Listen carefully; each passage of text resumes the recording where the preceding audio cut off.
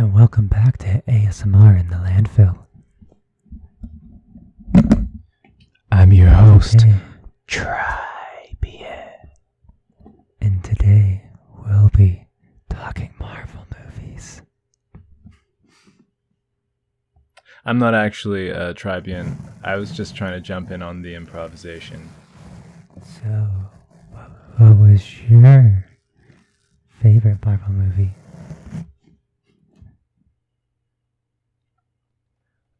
My favorite part was when Tony Stark spoke very softly into the microphone and bristled his facial hair against it and was like... Sounds just like my favorite scene of when Thor talks very quietly into the microphone and bristles his beard against it. and then smashes a cup on the ground and says, "Another!" Welcome back to Bros in a Landfill, everybody. It's a podcast episode instead of a Let's Play, and we're going to talk about Phase 3 of the Marvel Cinematic Universe, which is almost up to date, but not quite. Yeah. So essentially, we're going to be talking about Endgame a few years after it was relevant. What else is new on this show, right? Yeah, look, we don't get to things in a timely manner. We are incompetent. Well, I mean, this actually isn't necessarily the worst time to be talking about Phase 3 now that Phase 4 is really starting to kick into gear with all this multiverse stuff now that No Way Home's been announced. Yeah, and also, like, I guess you can comment on Phase 3 retroactively a little bit, because I remember when it ended, there was this real feeling of, like, where the heck are they going to go from here? Like, have they sealed off their own thing and is everyone going to stop caring? So that's an interesting perspective. It's an interesting perspective to come back knowing where Phase 4 goes. Yeah.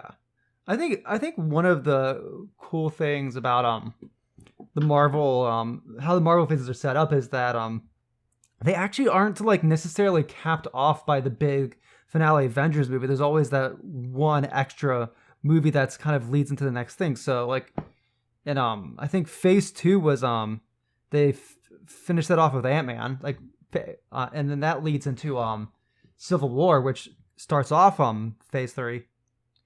Yeah, I guess they have a little bit of connective tissue at the end, like an epilogue that teases at a whole new story. Yeah, and I that's how I feel like Far From Home really like is like the passing of the torch to the fourth part, like the fourth phase. But before we jump any guns, we should actually talk about Phase 3 as a whole, because going from Age of Ultron, and I guess to Ant-Man, which still like you got this go from this big dramatic Tony Stark kind of fucks around with Hydra stuff, and then it causes like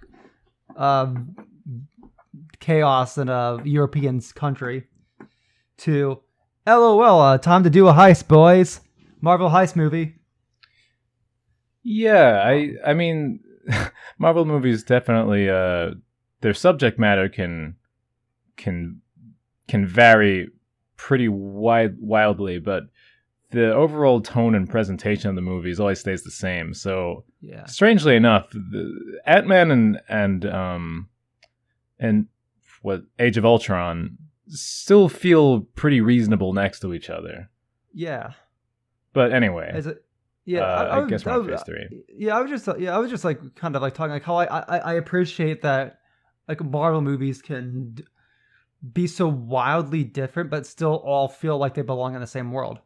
And, yeah.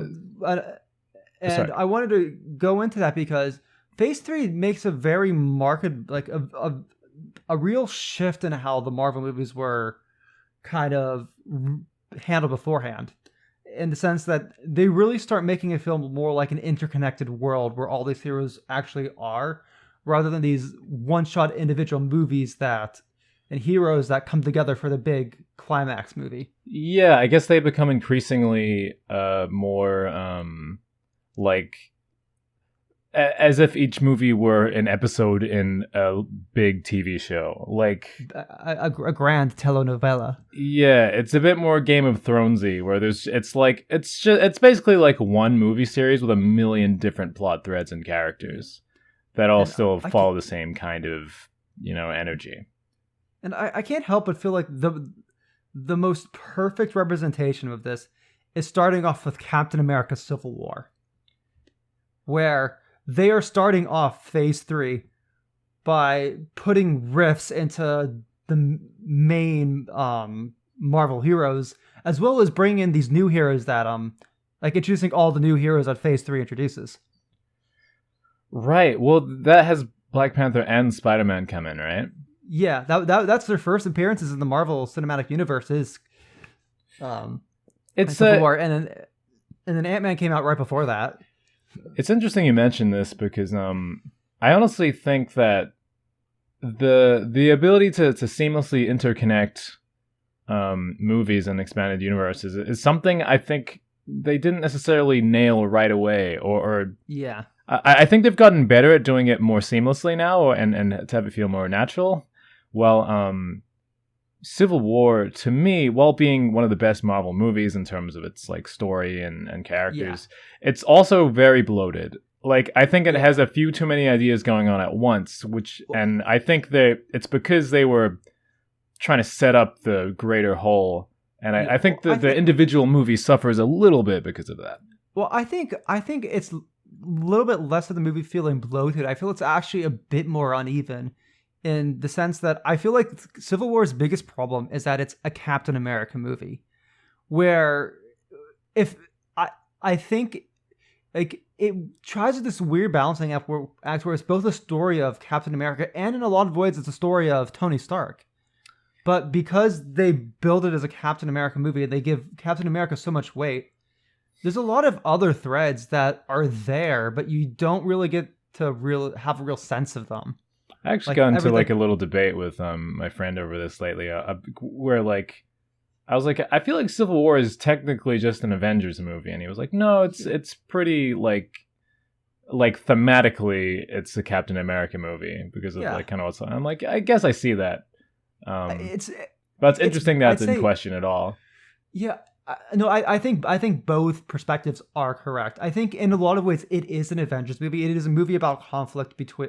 I mean, the Civil War plotline in the Marvel comic book universe is essentially a big philosophical difference in how the Avengers should operate on Earth. Yeah. But at the same time, it's also very much a movie about Hydra taking over and infiltrating SHIELD and the U.S. government and whatnot. Well, like even that question of like what should the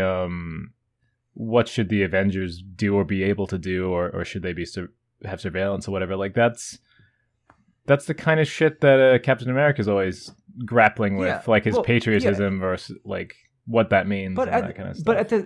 But I think the other side of this, like I really feel like that it should have been billed as both an Iron Man and a Captain America movie, because the other side of things that I think is a bit overshadowed is a lot of Tony Stark's arc up to this point is his fear and his trauma from Avengers 1. Yeah. Where he's very much concerned about the Avengers' ability to defend Earth. And he sees that he sees himself and the other Avengers as beings that, while doing it, are also causing a lot of damage and a lot of harm to people.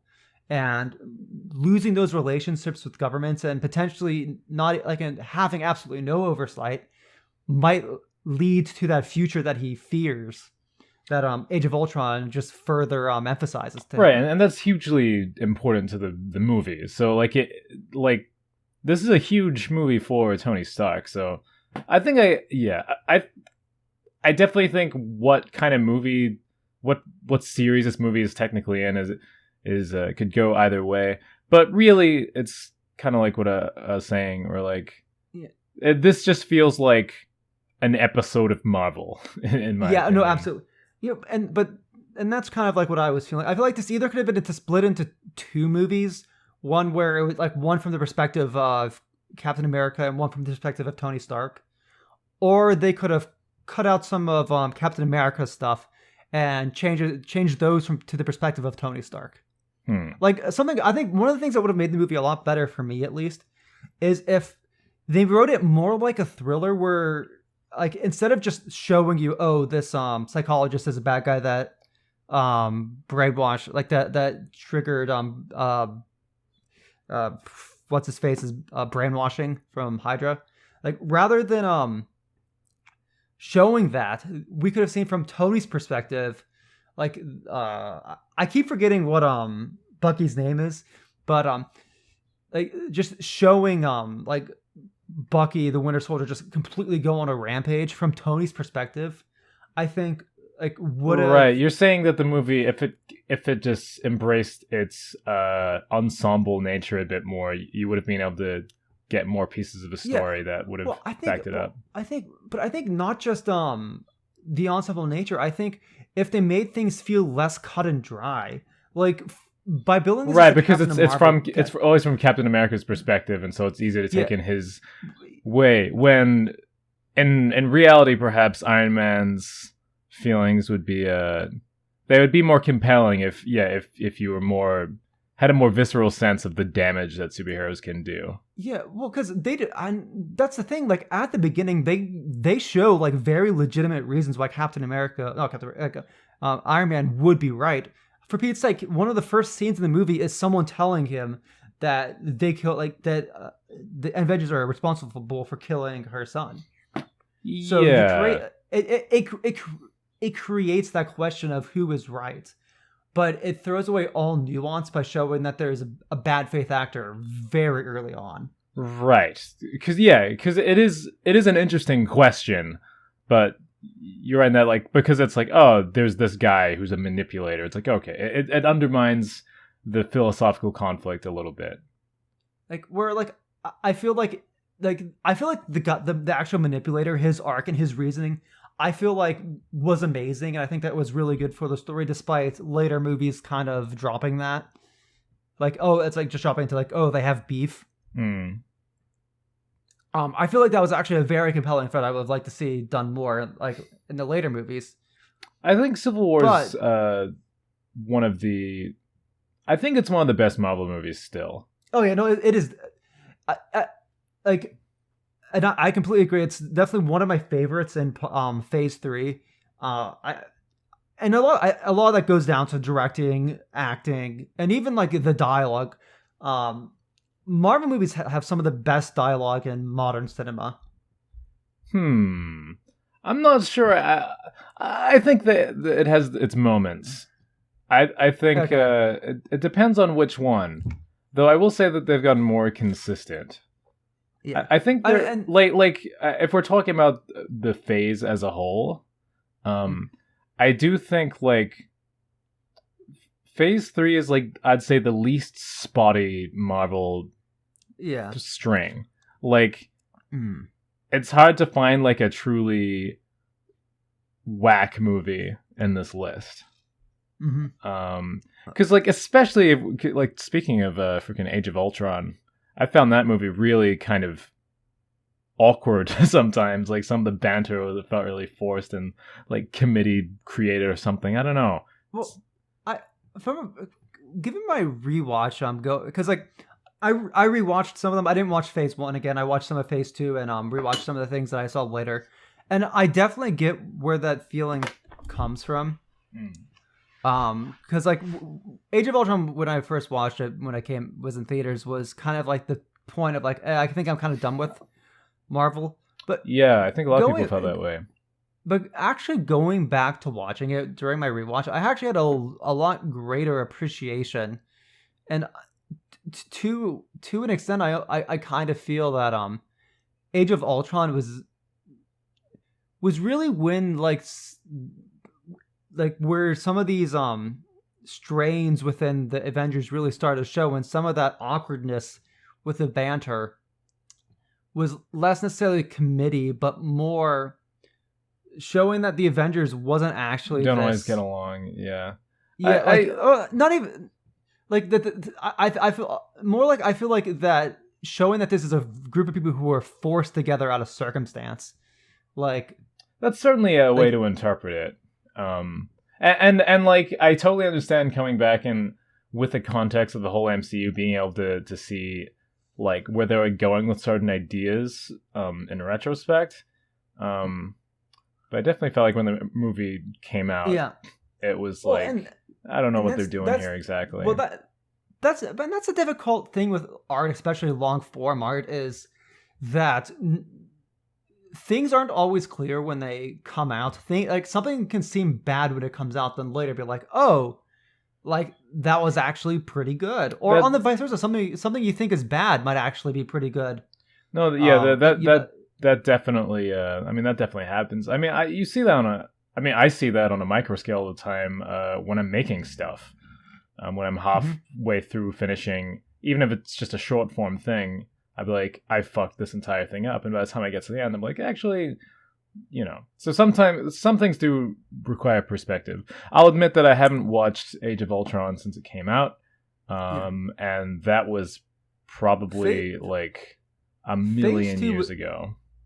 Phase 2 was also very fatiguing, with a really weird mixture of movies. Like, I'd say Winter Soldier and Iron Man 3, both phenomenal. Yes, I'd say Winter Soldier is my favorite. It's probably my favorite. Oh, dude, I'm just 2. looking at the list now, and like, dude, Phase 2 with Guardians of the Galaxy. That's fucking sick. Yeah. That's a good. That's interesting lineup there. Yeah, but I'd say the other thing is like it had Thor: Dark World, which was like this kind of confusing mess. Fun character moments and like character arcs, but like the actual movie was a mess. We should. I feel we're getting a bit lost. We're one movie into Phase 3. We've talked about like two movies in Phase 2.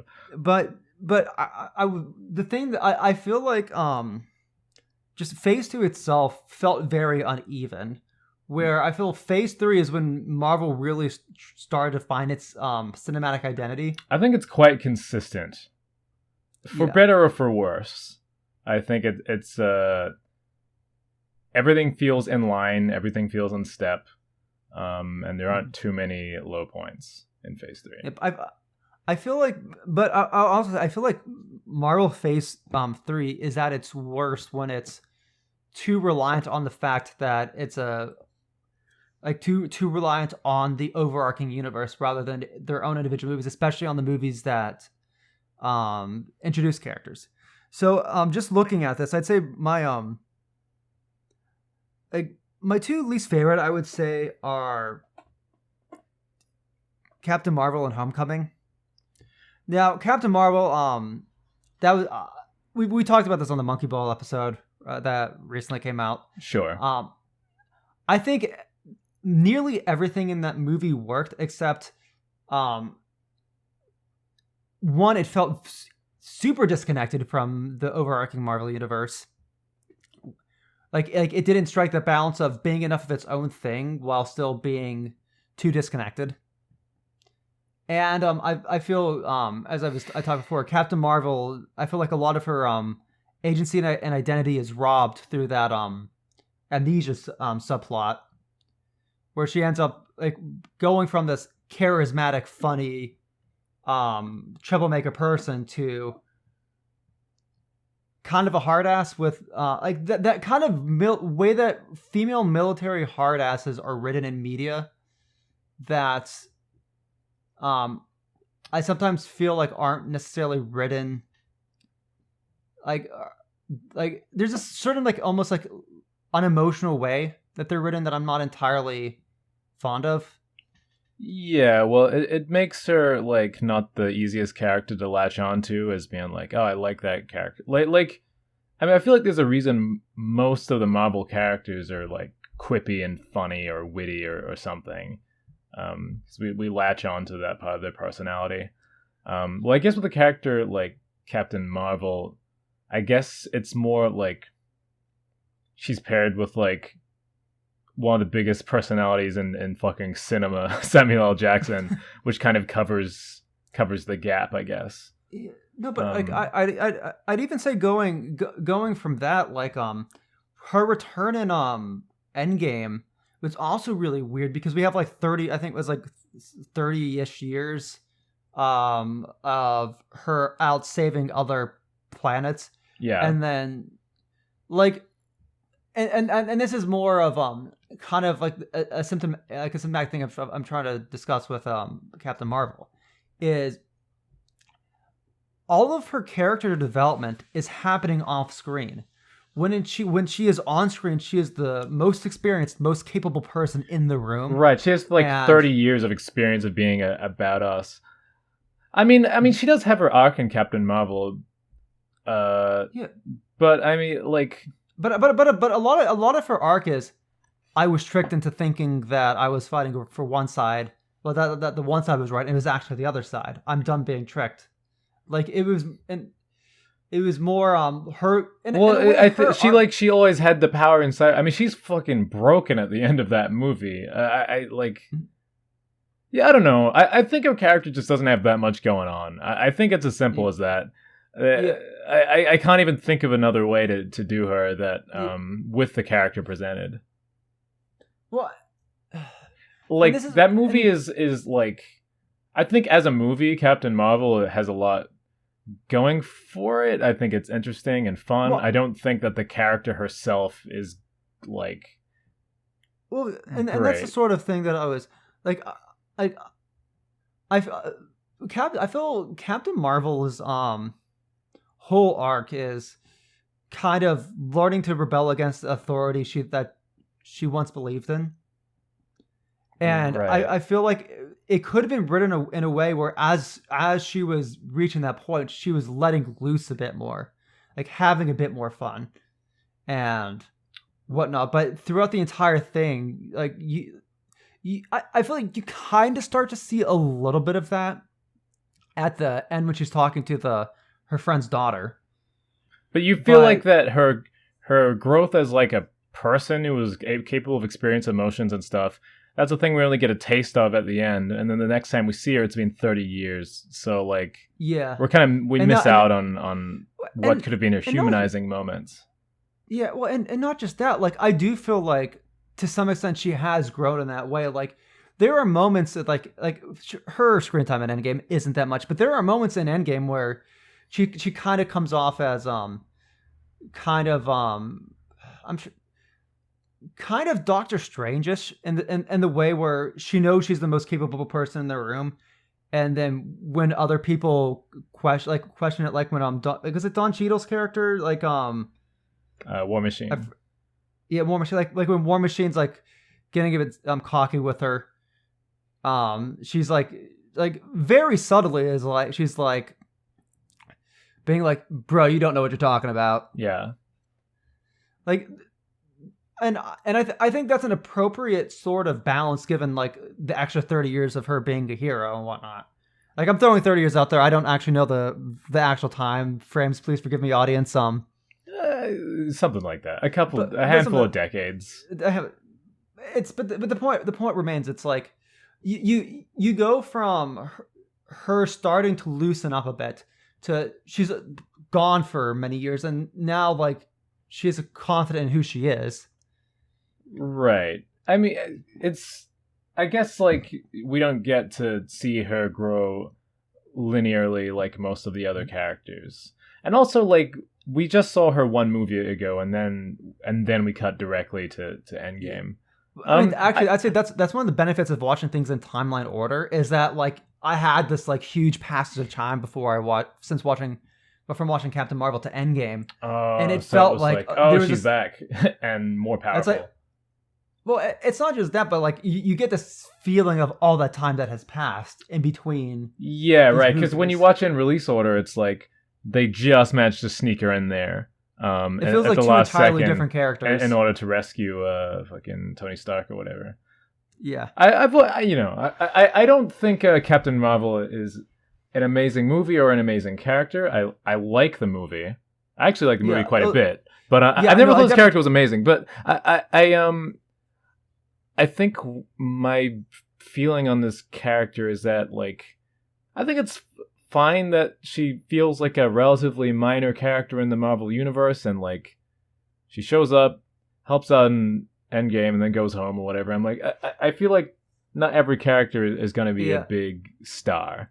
I kind of wish they almost took the route of Captain Marvel of it all being from Samuel L. Jackson's perspective. That honestly probably might have been a better movie.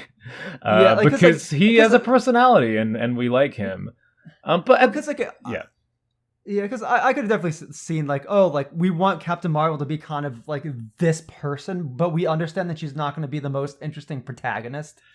So this is the movie of Captain Marvel through the perspective of the most interesting character, like the most fun character in Marvel series. And you know, I mean, it's not like Samuel L. Jackson is not a loved character we've already been following in the Marvel universe.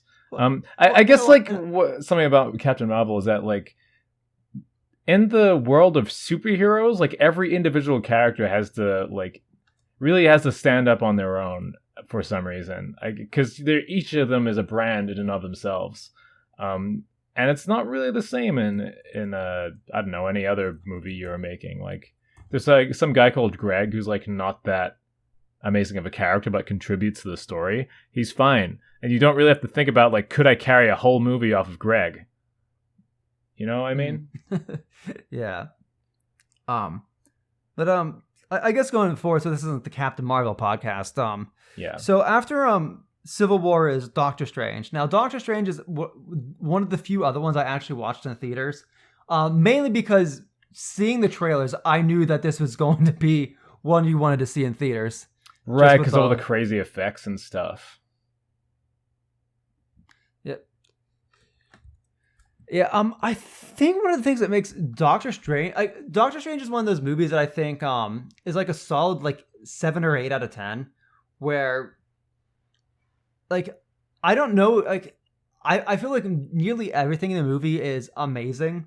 I think I'm not the biggest fan of Benedict Cumberbatch, but he was made for this role. Like he is Doctor Strange. Like he does own the role for sure. I think Tilda Swinton as like the Sorceress Supreme, like perfect. I think the bad guy is perfect, but I don't know what it is. There's just something about Doctor Strange that just feels a bit odd to me.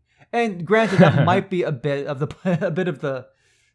point, but I don't know if it's just kind of like an aesthetic thing or the pacing or whatever.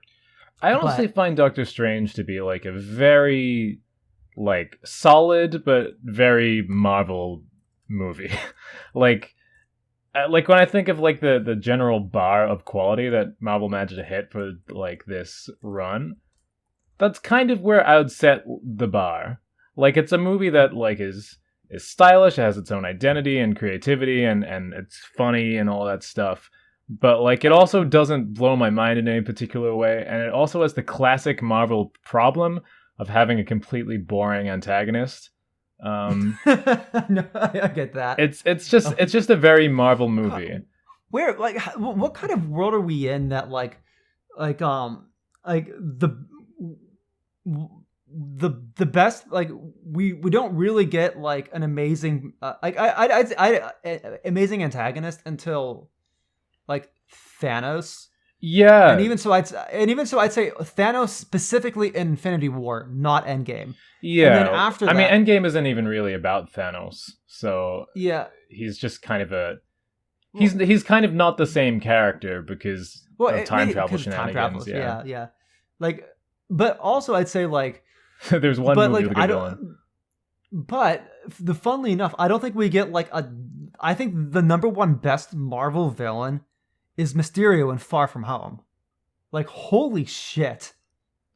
I 100% disagree that he's better than Thanos, okay. But I think he's I do think he's one of the best villains in Marvel. But I also think that's not a particularly high bar. I would say the only thing that brings it. See, I guess you're kind of right. Marvel has this problem where wait. Guardians 2 is a good villain. No, I'm actually gonna say something. Okay. the big Marvel problem, and a lot like especially when we get to good villains. Like maybe like Loki is like the only consistently good villain throughout the like antagonist throughout the series, but he's hardly a villain. He's villain. a puppy. He's kind of he's not a villain, you know. Yeah. I think the biggest problem we get with a lot of Marvel villains is that they're really strong in the first half of their runtime, and then in the back half of the runtime, like when their big evil plan, like when it's time to take them down or whatever, they suddenly lose all intrigue. Like I'd say like with Guardians 2, I completely agree. Guardians 2 I feel like is a it's one of my favorite Marvel movies. I fucking loved it. But I feel once the actual like confrontation, like when the twist happens and whatnot, and he's like, oh, big bad evil father guy, it's like, well, now it's just another Marvel villain that we have to defeat. He loses like all real personality and whatnot. Marvel climaxes are often like a fight against a big monster that is a foregone conclusion, but takes like 30 minutes of CGI to complete. Yeah, but it's a long 30 minutes of CGI. Yeah, no, it sucks. I hate it. And I felt that about a little bit about some of Phase 4 as well. And I feel like what makes a lot of the charm, like in a lot of the villains, like very memorable, is building up to the twist. But then after the twist, it's like, I'm evil. I mean, like, even like having a little bit of intrigue isn't even necessarily the way to make a good villain. Like thinking about like if I think of like the Nolan Batman films, like Bane, right? Ridiculous fucking character, not really very mysterious, but like everybody remembers Bane. He's a crazy, like he's an interesting presence. He's got a ridiculous voice, and he challenges our hero, you know. But you wanted the Batman Nolan and a lot of like DC like villains in particular have over. And I would definitely say DC tends to have better villains than Marvel, but Marvel tends to have better heroes than DC when it comes to at least the movies. I can agree with that, yeah. DC villains keep their charisma in the conflict. Marvel villains lose their charisma in the conflict. Yeah. Like, well, I mean, now I'm like getting super unfocused, but yeah. You know who else has this problem? Broly, in the new Broly movie. He's a really interesting character until it's time to fight him, and then he has no depth. And he just screams for like an hour. He just fucking yells. That trend happens in Marvel for sure, and it's a bummer. And I think maybe that's why one of the reasons why Loki is like at least like even like in Avengers 1, like Loki like never becomes that. He's always like the sly manipulator, magician guy rather than I gotta stop. Insert hero here, and always a little bit pathetic. Just the right dose of pathetic to keep him interesting. Mm-hmm. He gets to keep being a character, so that's different. Again, because I mean, the only like, and I'd say like this is the most true with Infinity War and Endgame, because Infinity War introduces like you have the introduction of Thanos. You go into like he wins, and then Endgame happens. You see the beginning of Endgame. He's like, bruh, like I won. It's like he's done. He's over. He's done. Like that is like some of the most compelling villain writing you'll see in cinema because you don't get those scenes in cinema. Yeah, for sure. And then when they actually beat him, it's like when they actually like have their victory. It's not that Thanos that went through a character arc. It is quite literally past Thanos, who hasn't grown, who hasn't gone through all these like turmoil and whatnot. It is literally just a guy that looks like Thanos. That's like, he's basically a new character with a lot less going on, and that's fine. I think Endgame has enough to keep it going on its own merits, but it's true that Thanos, the fucking iconic character that we know of, is pretty much exclusively an Infinity War character, and then the prologue of Endgame. That story's complete. But I just think that's very symptomatic of what happens with a lot of like Marvel villains when they are interesting. is Right. that- I never considered that he is, in a way, Thanos is just like the other Marvel villains. It's just narratively justified that he becomes less interesting later. Mhm. Yeah. So let me I think the only Marvel villain that actually like kind of manages to somewhat be like interesting through their defeat is the Civil War bad guy, but that's because he's not a supervillain. And in a way he kind of gets what he wants at the end. I mean, like, really, Iron Man is like the antagonist, like the active antagonist of the movie. So Mhm. that's how I would see it. He's just a character. Zemo is just part of a greater cast. Is fine. Yeah, but I think it just kind of goes to like they weren't trying to make like in Civil War, they didn't try or need to make this big compelling villain character. They just had someone who had character motivations to fuck with the Avengers, and vice versa. You had Iron Man who had reasons for what he was doing, and then he learned that he was wrong, and then other bad guy gets what he wants, and now Iron Man's like all pissed at Captain America. But like the entire character arcs for those, I feel like make sense and are compelling all the way through. Okay, should we get off villains for a little bit? Actually, no. I want to say I'm going to change that. Sure. One more thing. I think one of the other like Marvel villains that really end up getting around that is Black Panther's villain. Yeah, he's kind of like the. I remember that was one of the big things that was a buzz about that movie. Is that he actually had an interesting worldview and something to do, and like a very memorable defeat as well. Yeah, I feel like Black Panther. I think definitely like probably top 5 Marvel movies. I think it takes a little bit to get off, but I really dug what the movie was trying to say, and I think it was very. It did the villain is a foil of the main character in a compelling way. Yes, that's a good foil. Yeah, because they're always going for foils with the villains in these movies, or similar kind of like bad mirrors of their character. Mm-hmm. And Killmonger is actually an interesting mirror, and his philosophical difference is a lot more compelling. Yeah, well, I also think Black Panther is like its narrative is more inherently political than the rest of than the Marvel movies because it's a movie necessarily about politics. Like, what is the right way to run the country? Right, yeah, it's literally about politics. It's not just like a theme. It's like it's what should this fucking independent nation do with the rest of the world? I want to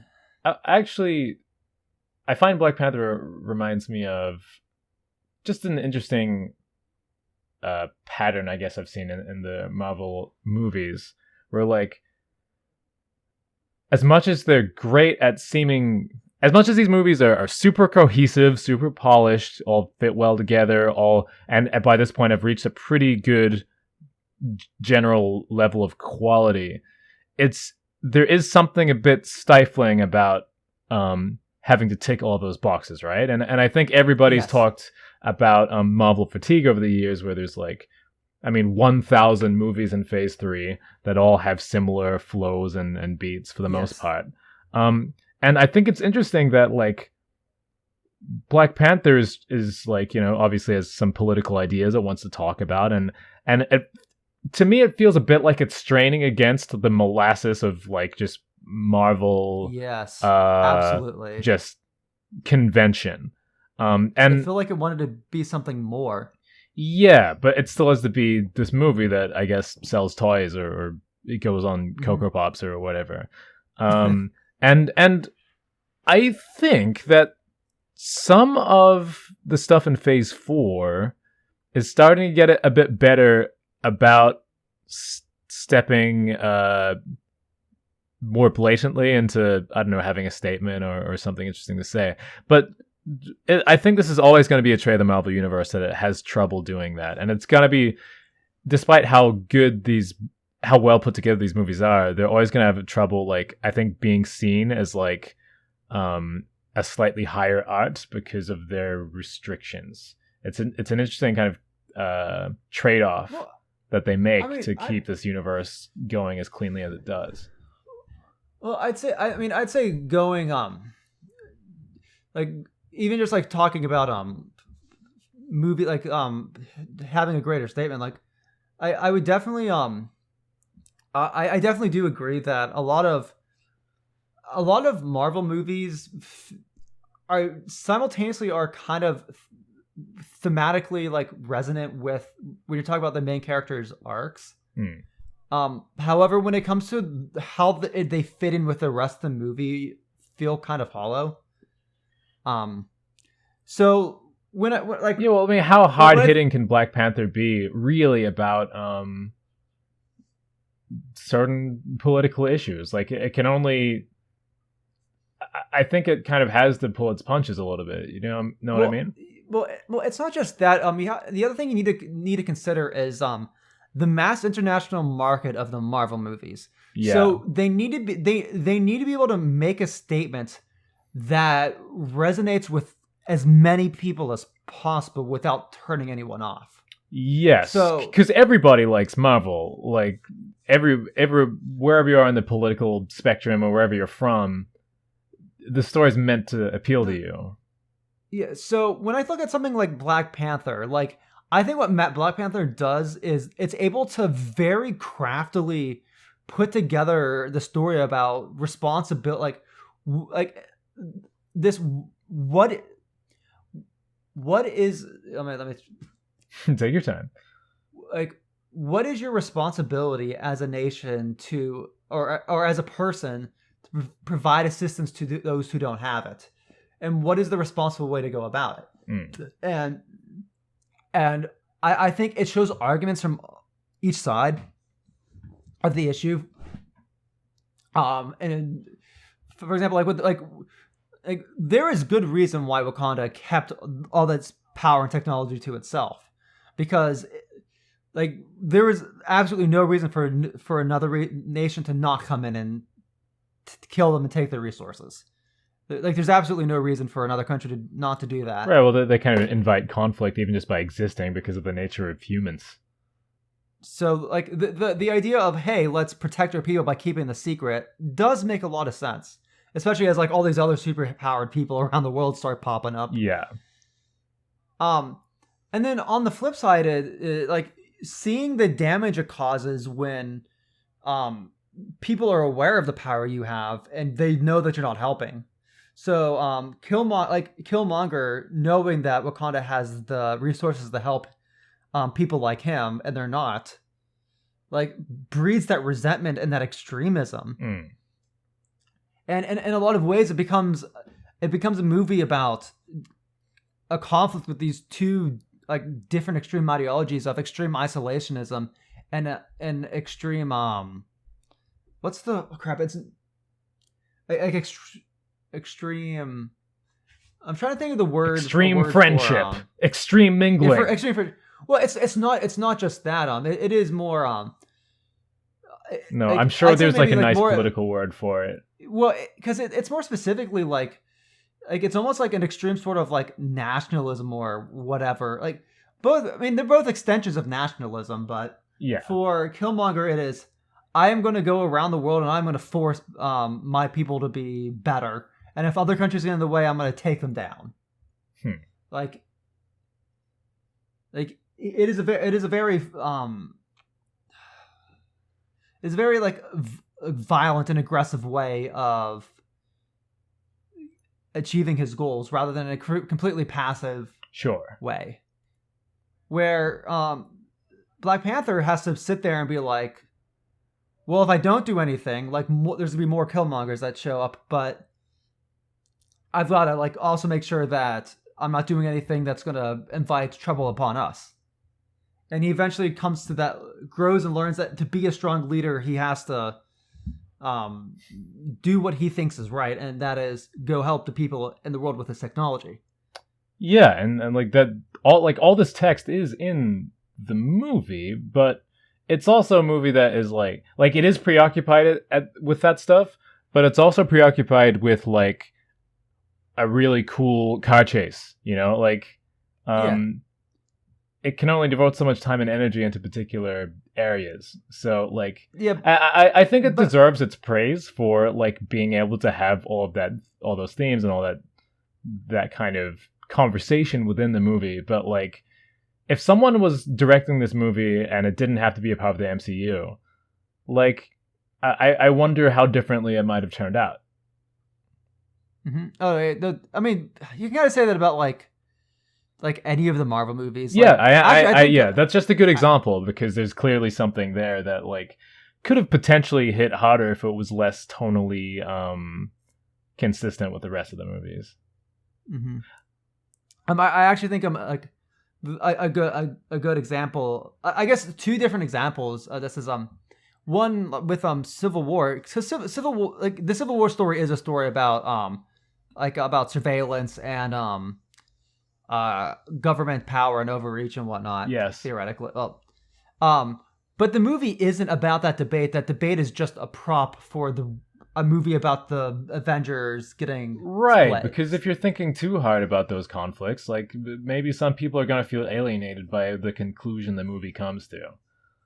So like it kind of has to maintain the status quo to some extent. It kind of has a cop out sort of. Yeah, it is a bit of a cop out. Black Panther is more literally about its ideas, which is cool. And then I'd say, following that, I'd say Far From Home is also, I'd say, pretty thematic. Like, well, I would say not inherently political. Definitely is relevant with the political climate of the movie that came out. Right? Yeah. Well, I guess the whole misinformation and like fucking like truth versus reality. Trusting your own instincts and your senses. Yeah. And but Far From Home that's a lot more subtext and theming rather than Spider-Man going about being like, I'm going to go about and stand for no misinformation. Far From Home is an interesting movie because I think the MCU Spider-Man films are a lot more about just having fun than anything else. And it's kind of like, if you think about it too hard, like the fact that Spider-Man as like a 15 or 16-year-old inherits a fucking drone from Tony Stark that can kill anyone in the world. It's like, oh my fucking god. That's a lot. Why does Tony Stark have that? That's fucked up. Yeah, like I feel like one of the weird things about the Spider-Man movies is you can tell that Sony has their hands in the Spider-Man movies as well, because it feels like this weird amalgamation of a Marvel movie and one of the Sony Spider-Man movies. I never really watched The Amazing Spider-Man, so if I'm not even just thinking of Amazing Spider-Man, because like I watched some of the old like Sam Raimi, like I've watched the first Sam Raimi one. I think it's been such a long time. Yeah, these movies came out a long time ago. But there at times I feel like when I'm watching The Amazing Spider-Man, it feels like I'm watching like another movie with a Marvel coat of paint. Like not the entire. It hits some of those same plot beats. It still has like that same like sort of witty like dialogue and whatnot. But you feel like something else is being like twisted to fit that mold, as opposed to it being born out of the mold. Yeah, kind of. Like, and I don't necessarily think that's a bad thing. I think that definitely gives the movies variety. But going back to like marathoning the Marvel movies, going back to back, which I definitely actually think is one of the better ways to watch the series, because we'll watch like we talk about Marvel fatigue, but I think a lot of that Marvel fatigue is also due to the space of time between the movies' releases. Right. Like, and like this lack of context and this waiting and excitement for a new movie where you can just, as opposed to just hopping to the next thing in the narrative. But going like I think this is actually the opposite case with some of the Spider-Man movies. I feel going straight from watching Black Panther to watching Homecoming, which is right next to it in the timeline, is a very jarring experience. Then going from Endgame to watching Far From Home is a very jarring experience, because like every Marvel movie kind of has a different sort of tone or like thing they're going for. They all kind of have the same feel. Yeah. So like we were talking about, It's like every sandwich from Subway tastes at least kind of the same. Like no matter what's in it, it's still a Subway sandwich. it's like you go from like Ant-Man and the Wasp, which is as kind of generic Marvel you get, and like going into like Infinity War, which is kind of like the most atypical Marvel movie. Yeah, definitely. You go from those two, and they still like feel like they belong next to each other. And then you go into from Endgame, which is pretty like one of the most typical feeling Marvel movies out there. Granted, like huge, like ambitious 3-hour Marvel movie, it feels like the average Marvel movie, just bigger. Into Far From Home, and then Far From Home just feels so weird. I loved it, but I loved Far From Home so much better than Homecoming, but it was so weird. I don't think I have I can't quite perceive that same whiplash. I think because I didn't watch them back to back. Yeah, so I'm like, oh yeah, this is kind of like how I remember. I do think that the Spider-Man movies have a refreshing kind of childishness to the joy of superhero tropes.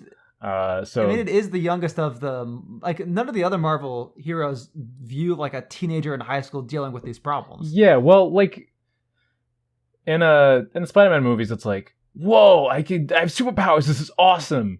Which is kind of funny because like in the older Spider-Man movies, it was like I feel like it was a lot more about the angst of having powers. You know, great I feel like the moral of the story in the old ones is like with great power comes great responsibility, and New Spider-Man it's like with great power is fucking great.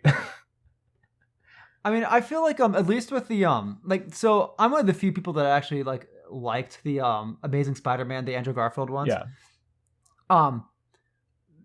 Those the Amazing Spider-Man I feel like is a bit more tone, kind of like that tonally goofier sort of Spider-Man. Like Andrew Garfield is a goofy Spider-Man. It's still like that's the same superhero movie, but it doesn't have the same angst that the Sam Raimi Spider-Man. Those movies are fucking sad, man. Like, yeah, I mean, Sam Raimi's Spider-Man is basically the Dark Knight trilogy before the Dark Knight trilogy. It really pulls at the heartstrings, man. He gets fucking depressed. Yeah. Sorry. It's like when a main character dies at the end of in Amazing Spider-Man 2, it's like you can hardly believe it actually happened because it feels like such a weird tonal whiplash to everything else that happened in the movie. Where like in a Sam Raimi Spider-Man, like, okay, yeah, I can definitely believe it. Like a main character died here because of the tone. I feel like our conversation's starting to become a bit aimless. So I just wanted to talk a little bit about Infinity War just because it's my favorite Marvel movie, and I wanted to go over it before we close out. Yeah, I'd definitely say Infinity War is a perfectly valid favorite Marvel movie. I think it just hits on all cylinders. Like it doesn't seem like a movie that should work. Like it has so many characters, so many disparate plot threads. Tonally, it's dramatic, intense, hilarious, and gut punching. Like it balances 1,000 different things at once and somehow manages to stick the landing. And it's even paced well. Like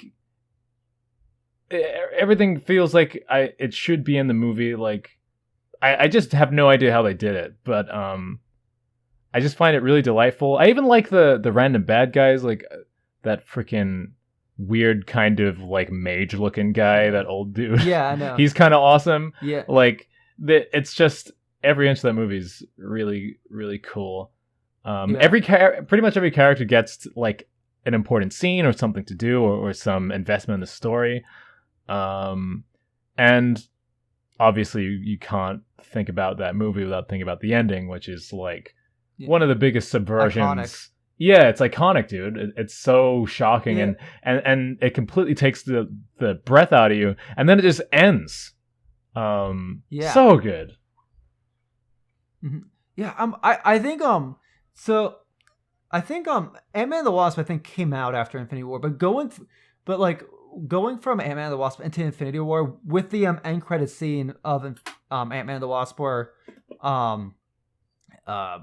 like the Wasp and her father and her mother like all vanish. Yeah. Like, so I was already pretty much spoiled on most of everything that happens in Infinity War and Endgame. But my parents weren't. So I'm watching that, and like we're watching that, and then like the vanish, and my mom goes like, "What the fuck?" When like they just like turned to ash. Right. So you got to exist in the same kind of audience energy as people that didn't know what was going to happen, and so that was shocking. It's actually even better because you have to remember Infinity War came out before Ant-Man and the Wasp. Yeah. No. That seems like a really mysterious thing in if you watch it the other way around, because you just literally don't know, like, what the fuck. Just like, yeah, well, it's good either way though, because originally like I watched Infinity War, and then I didn't watch Ant-Man and the Wasp until way later, when I decided to catch up before Endgame, and like it's such a fun movie that you forget how fucked up the state of the world is after Infinity War. So like you spend time watching this really good movie, and then the gut punch, just as you're like feeling comfortable again, you just get fucking railed in the chest again. Yeah.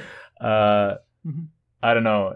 The snap is like, it's so iconic that I think already now it's like, it feels like a you had to be there moment, or you have to avoid all spoilers, because like it's a moment that everybody knows about. People, there's memes and jokes about, like, I don't feel so good. It's like, I'm glad that I was there for it. I mean, well, I feel like that sort of thing, like even that meme of like, I don't feel so good, like sets up Peter's character going into his next movie, where now he's like, because that's you notice that like Peter Parker is the only character who notices that the vanishing is happening to him before it happens to him, right? Yeah, it adds a lot of I love the raw kind of humanity of that scene, where he's like, I don't want to fucking die, like that. That's the kind of thing that's missing from a lot of these movies. No, but building off the fact that he has this like spidey sense, able to tell that something's bad is about to happen to him, that he can't do anything about. That's a good point, actually. Leading into this, I guess that's leading spidey into sense. him being like, I don't feel so. Well, and that's why in like Far From Home, like he's not using his spidey sense through most of the movies, because he's fucking traumatized from the vanish.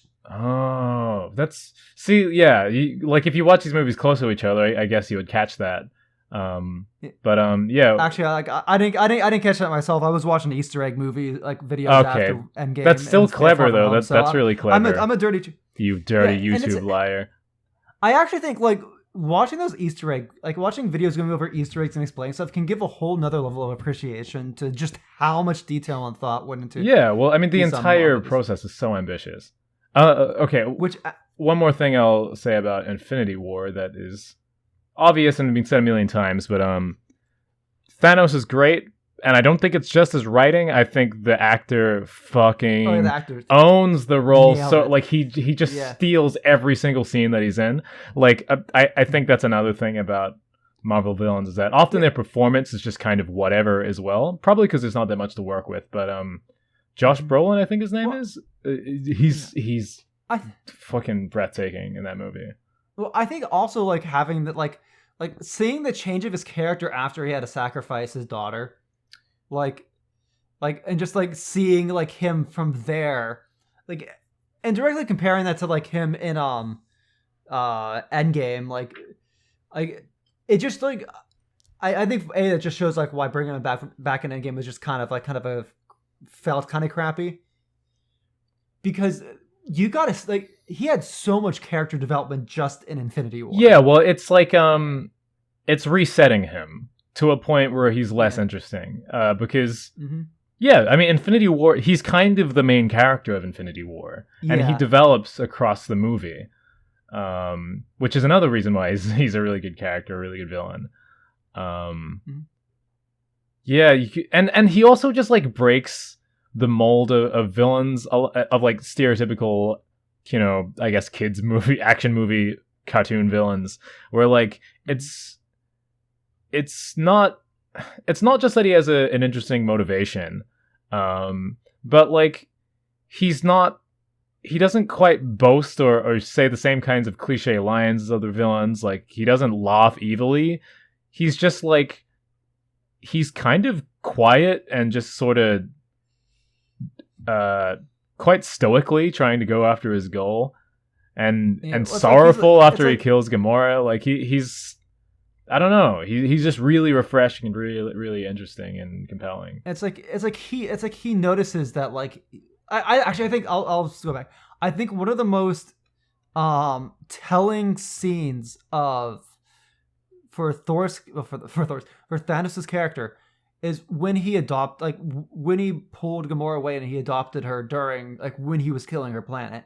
Like, you saw that, like, he actually felt really sad for, like, really bad for her that she was losing all these people, but he knew what he was doing. At least to himself, he knew what he was doing was necessary. Right, which is like, just so it's interesting because, like, you can almost understand him, but it's like, but viscerally you're like, but wait, no, you're well, what the fuck? I don't know. I think being almost relatable is a really strong it's like, way it's like to he's just characterize a fucking genocider. But I think actually, like, there are two things that I want to talk about that makes Thanos, like, a very interesting character. Like one, the fact that the fact that his entire, like, existence, like, is kind of like this. He's almost, like, kind of like being that almost human that would do, like, anything he deems necessary for the greater good of like, everyone. Yeah, well, it's but on the surface a noble goal, but at the same time, like, kind of reflecting, like, a very real thing that, like, edgy teenagers are like suggest and debate about in terms of overpopulation. Right. Well, I think a lot of people have at least considered that idea before, or not his idea, but like those concepts. It's like, and I think what really, like, sets, like, Thanos apart is, for him, like, it's like the people that we erase are going to be 50-50 truly random. There'll be no bias. Thanos, like, I just established that Thanos is a caring father, and just while he completely I mean, he's very abusive, but he also cares. He's abusive.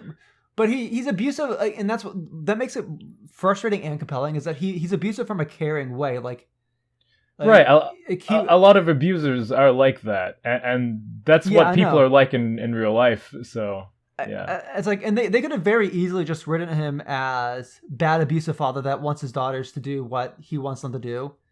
It's, to his mind, he's thinking, I'm trying to teach you this important lesson that I know. Right. Well, everyone tries to pass on their lessons or worldview to their child, but you get, like, and I think the way that he treats his his adoptive family, it very much reflects his way he treats the rest of the world, where it's kind of like any means necessary to achieve the right outcome. Yes, and also there's something a bit underdoggy about that ruthlessness. Because, like, he doesn't see his victory as, like, a foregone conclusion. It's like he will do fucking anything to have even a chance. And I think that kind of aspiration is also relatable. Not that all of us are, like, killing our daughters for whatever our goal is, but, like, I think to yearn for something that badly and to go after it there's something I don't know, there's just something about that. Here is where I kind of blow your mind. Okay. Thanos's goal is the ultimate representation of the themes of of Phase 3. Okay.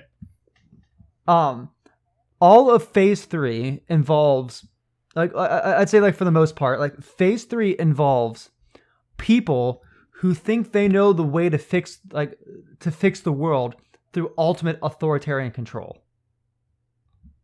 Right. Okay.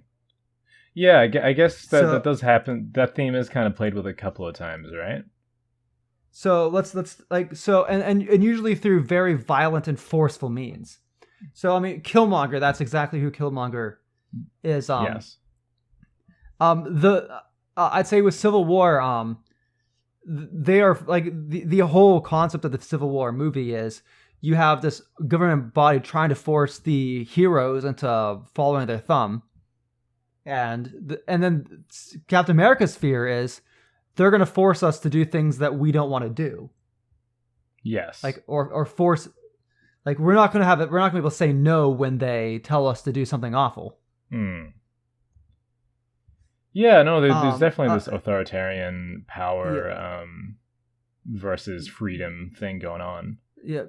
Doctor Strange, you got the bad guys trying to get this big god thing to, like, he's trying to be like it's the world would be better if, like, in eternity, if we submit to this big evil dark world, all dark guy thing. I'm glad you remember what the fuck the villain wanted in Doctor Strange. I just remember that Mads Mikkelsen looked cool. Sorry, continue. Yeah.